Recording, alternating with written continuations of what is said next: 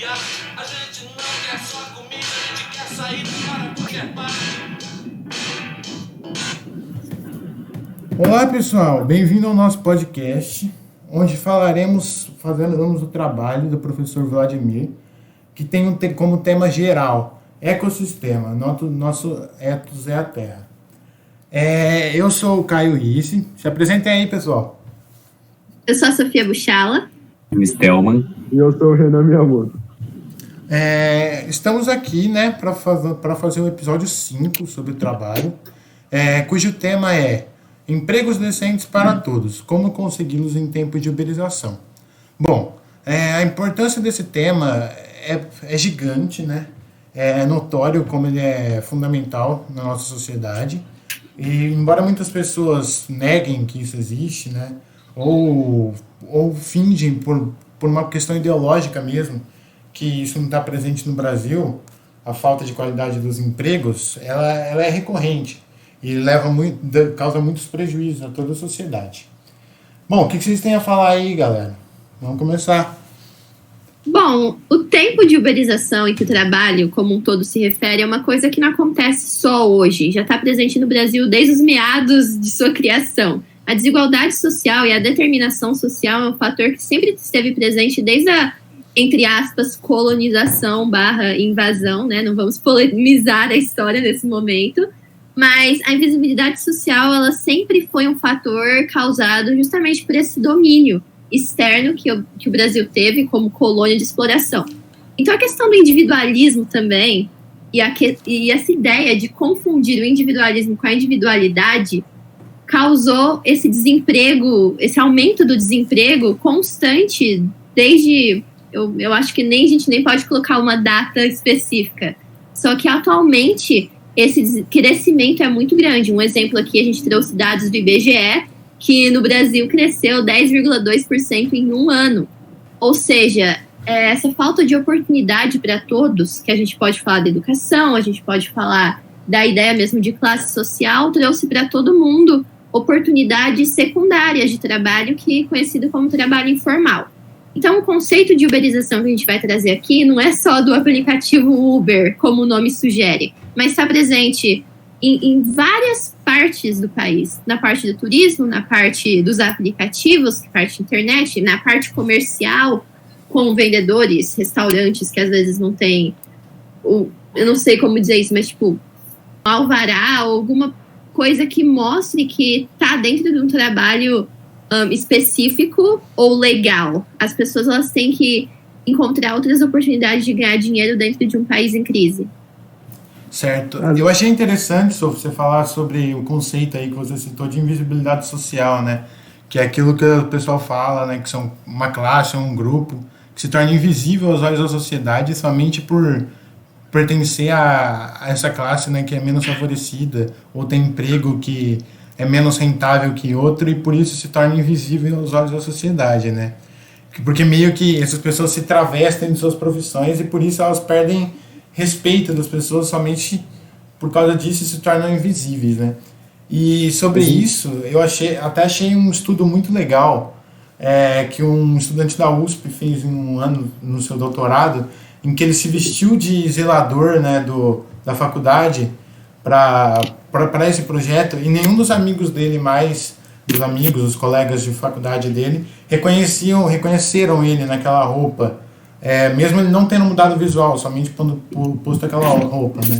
Aquele traje. O que mostra, né, que essas pessoas realmente se tornam invisíveis só por vestir um traje, entende? Eu acho isso uma grande característica, uma problemática provinda dessa uberização, né, dos empregos. Mas sim, a exclusão social aumenta a própria exclusão social, né? Vai criando um poço sem fundo, e se não mudar isso numa base, a gente nunca vai conseguir superar esse problema. Mas isso é uma visão preconceituosa que tinha desde a época colonial no Brasil, dos mulatos. Que eles ficavam à margem da sociedade, às vezes com empregos independentes, e nunca eram vistos pela população mais considerada de elite. Sim, sempre estavam para fazer trabalhos secundários com uma remuneração muito baixa, que é o que a gente percebe hoje em dia com os motoristas de aplicativo. Tanto que aparece até no livro do Machado de Assis, né, o Quincas Borba, em que um dos personagens faz o estudo. Então dá pra ver que isso não é de hoje em dia, essa invisibilidade social. Além de algumas pessoas colocarem o trabalho informal no Brasil atual como equivalente à escravidão.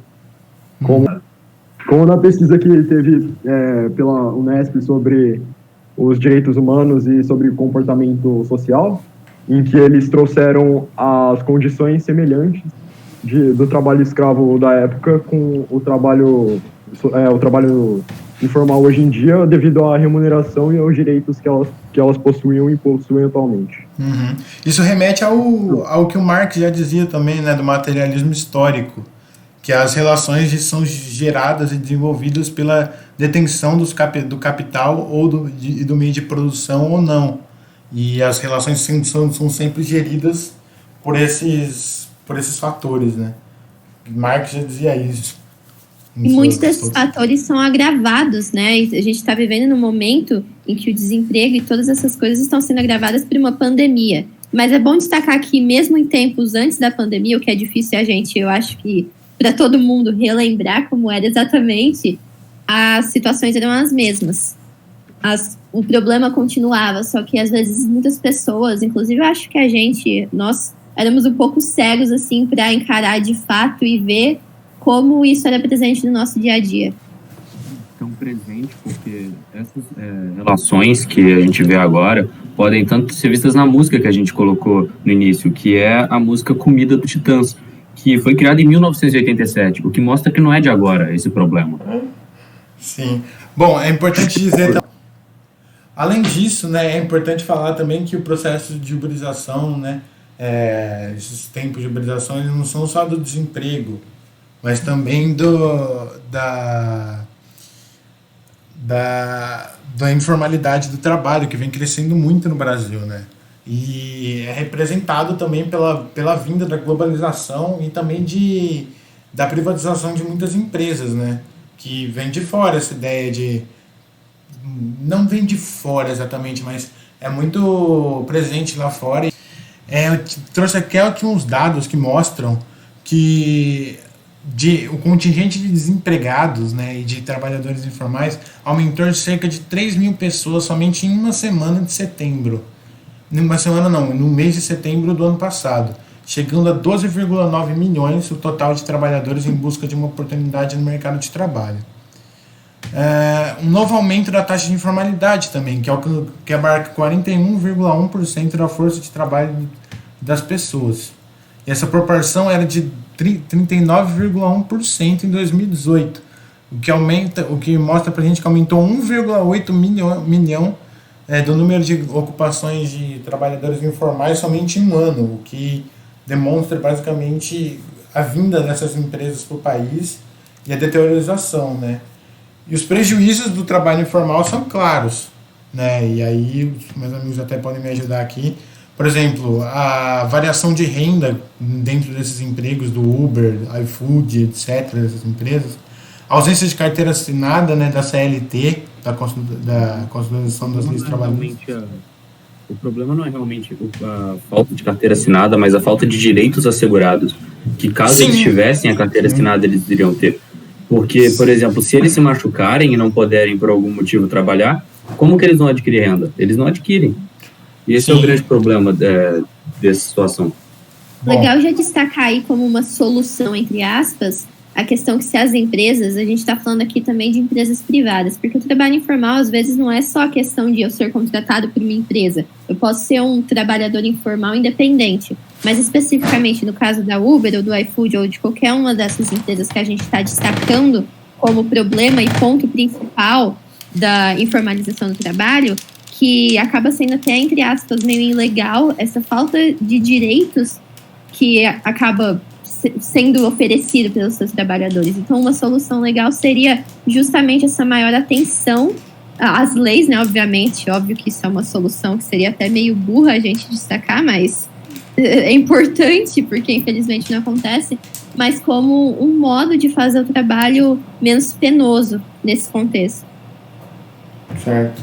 É verdade. Ah, A gente achou importante falar sobre, porque embora o tema seja falando especificamente sobre as soluções para isso, né, de como achar esses empregos, é importante a gente entender as causas, consequências e a problematização, né, para poder citar as soluções logo após.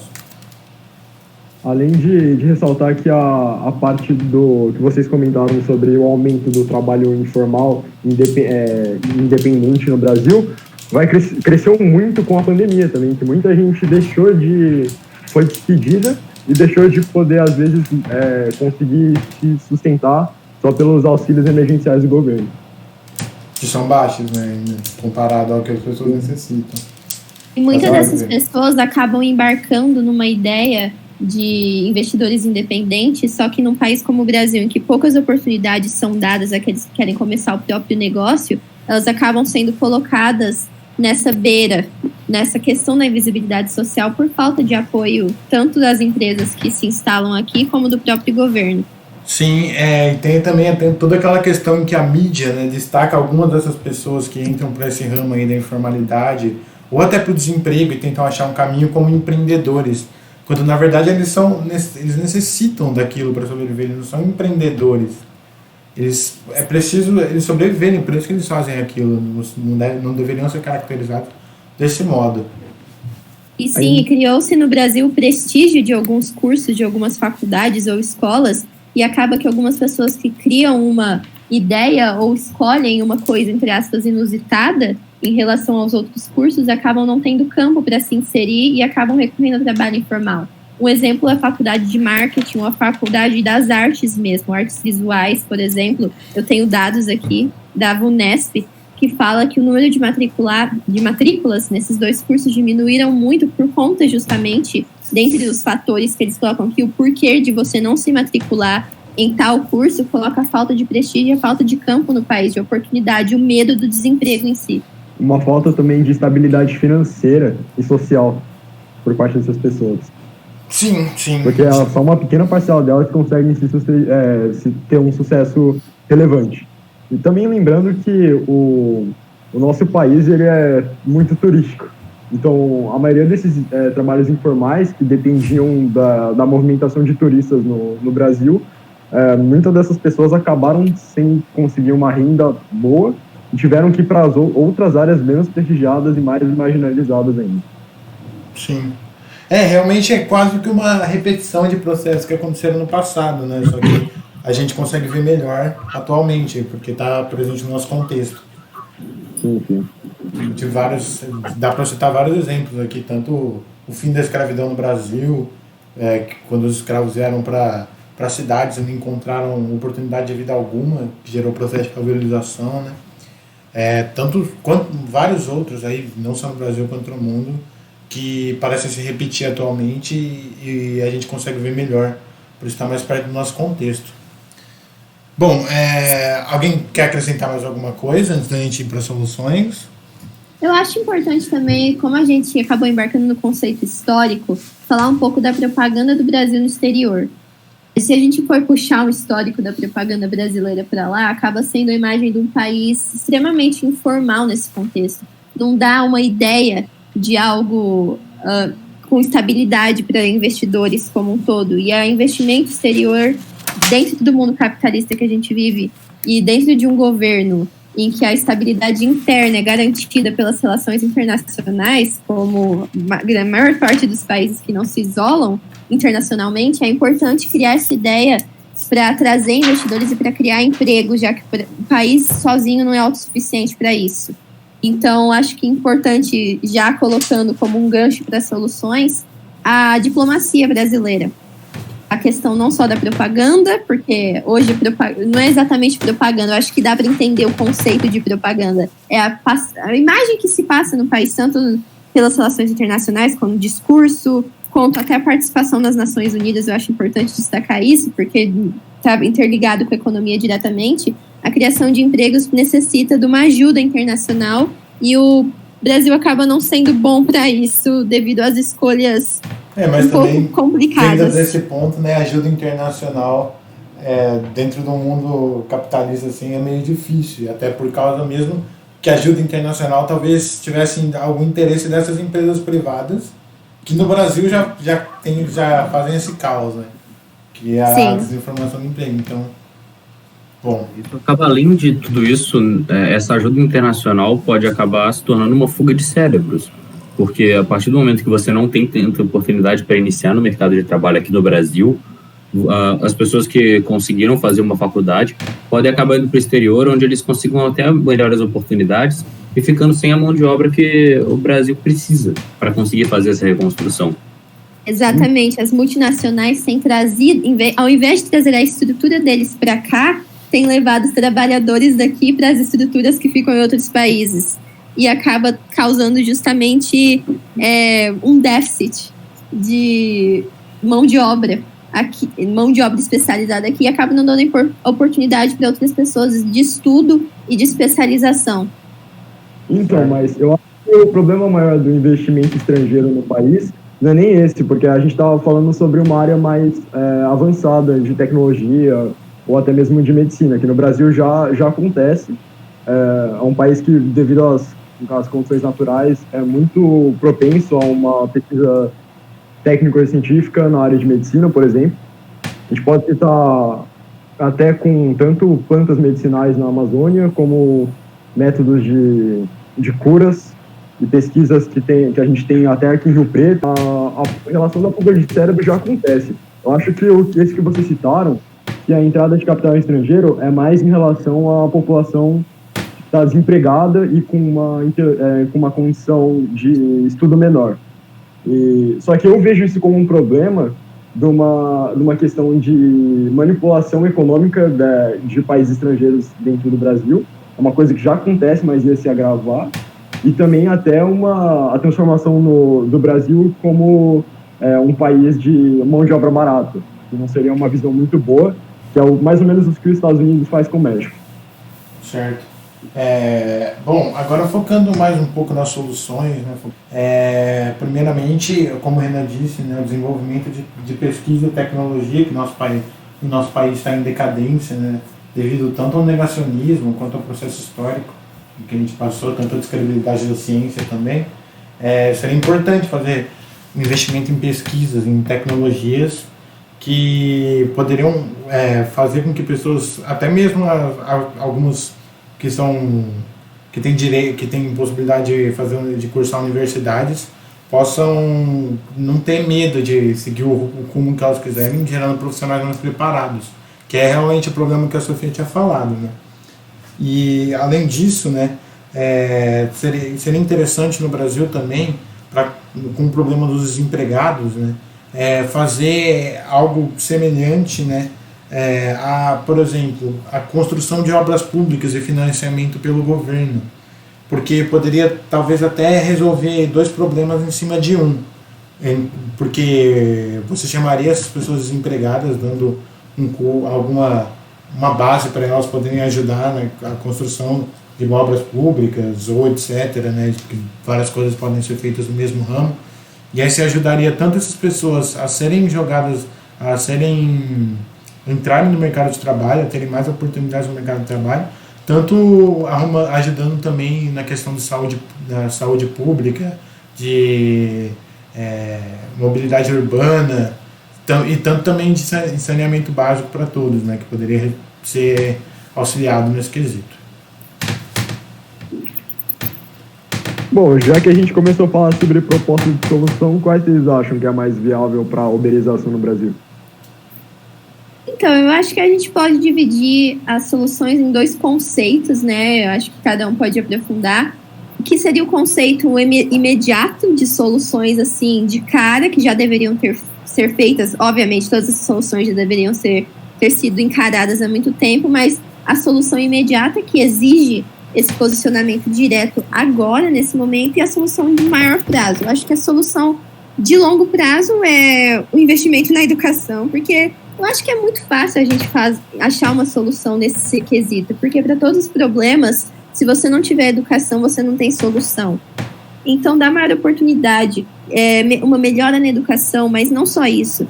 Também fornecer uma base maior de estudos básicos, de colegial, e não só da faculdade, porque se não tiver o estudo básico, você não vai ter oportunidade, mas no colegial e na faculdade, para todas as pessoas, não falo só isso para trabalho informal, mesmo para as pessoas que passam às vezes em algum concurso e mesmo assim acabam tendo dificuldades e menos oportunidades, para todos os brasileiros como um todo, é necessária essa reforma direta na educação e uma valorização da coisa mais importante que se tem.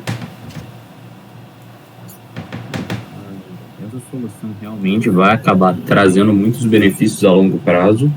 Além disso, eu também adicionaria o governo dar subsídios para montar novas empresas, porque não adianta ter só essa mão de obra mais especializada, a gente precisa ter lugar para que elas possam entrar e agir, tanto investimentos em empresas novas, tanto como startups, podem acabar ajudando bastante nesse quesito. E se a gente conseguir juntar esses dois, apesar de que vai demorar, tanto que essa é a solução de longo prazo, acho que a gente vai conseguir resultados muito positivos. Claramente, num cenário utópico, isso seria uma proposta muito viável, mas para mim a gente está falando de Brasil e a condição econômica do país não é muito favorável. Sim. Então, uma proposta de solução que a longo prazo, que para mim seria viável, seria o investimento na escola de ensino básico, permitindo a essas pessoas que entrarem no mercado econômico logo cedo, para não depender no futuro de um trabalho formal. Além de promover uma estabilidade econômica para investimentos, como a Sofia tinha citado antes, permitindo um maior número de vagas e a diminuição de desemprego no país, tentando parar um pouco a crise econômica. Certo. Seria interessante também, né, que a gente pensasse cada vez mais projetos porque com certeza várias pessoas seriam ideais nesse quesito. Inclusive, seria importante se chássemos essas pessoas que têm um trabalho precário, uma condição de vida precária, para elas falarem sobre a situação dela, elas darem opinião, porque elas são as que estão mais dentro desse assunto, né? Porque elas são os agentes disso. Então, acho que seria importante chamar elas para saber a opinião delas, para que possa consertar a situação no Brasil. Se a situação do Brasil seja consertada ou diminuída, né? Ou valorizada socialmente também, que é importante. Eu acho importante a gente destacar também que, como a gente está falando de trabalho informal e vem de uberização, vem dessas empresas, é bom a gente falar que grande parte desses trabalhadores não tem o teto de salário mínimo. Então, como começo, né, o que já deveria ser regra, estabelecer um teto de salário mínimo para eles, salário mínimo, e uma tabela que padronize esses direitos, essas concessões, assegurando não só o salário, mas também seguros e algumas outras oportunidades para conservar o trabalho daquela pessoa. Porque, no caso, por exemplo, a gente falando aqui de entrega de comida ou transporte, eles trabalham com transporte o dia inteiro, os índices de acidentes de trânsito são gigantes e nenhum direito é assegurado para eles e nenhuma segurança é dada para que esse trabalho seja feito. Então, eu acho que de começo, no caso dessas empresas especificamente, é importante isso. Certo. Bom, pessoal... Seria uma tentativa de solução a médio prazo. Seria leis governamentais assegurando os direitos básicos trabalhistas.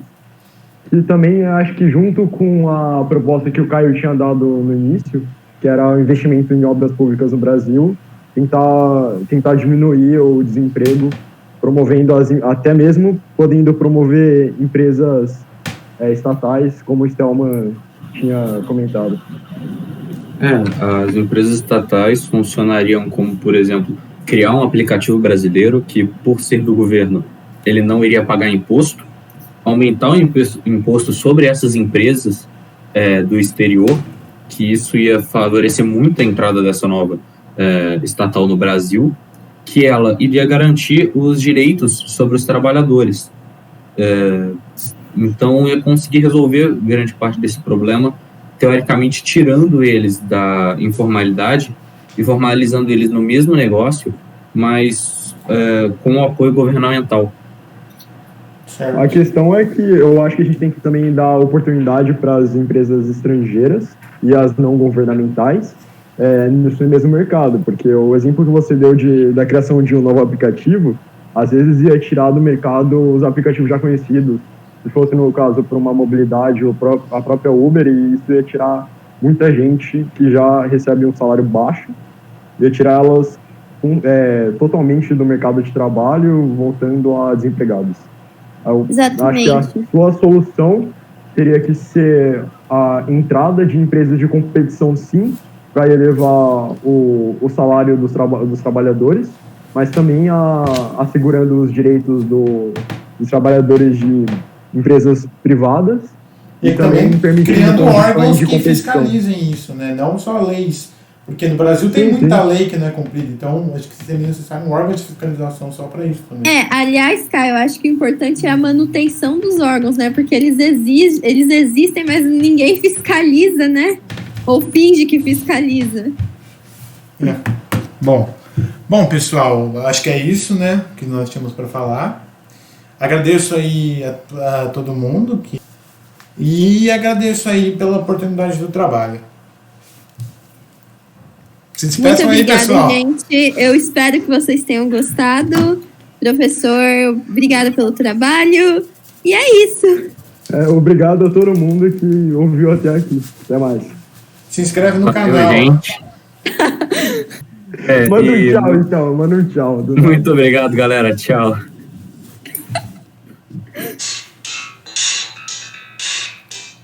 Bebida é água, comida é pasto. Você tem sede de quê? Você tem fome de quê?